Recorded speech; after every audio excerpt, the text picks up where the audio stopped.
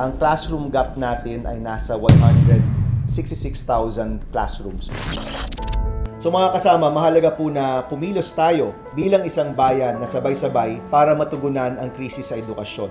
May makasaysayang 1.34 trillion budget para sa edukasyon. Ang goal po natin ay makapagpatayo ng at least 25 classrooms ngayong 2026. At the minimum, we want to see 26,000 classrooms started in 2026.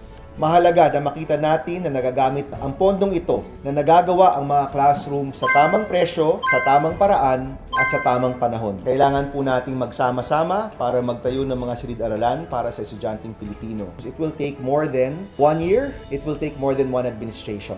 Huwag na ho nating palampasin pa yung mga opportunities na nandito ho tayong lahat. Maganda yung pondo, may mga bagong paraan, nasa tamang presyo, tamang paraan, at nasa tamang panahon.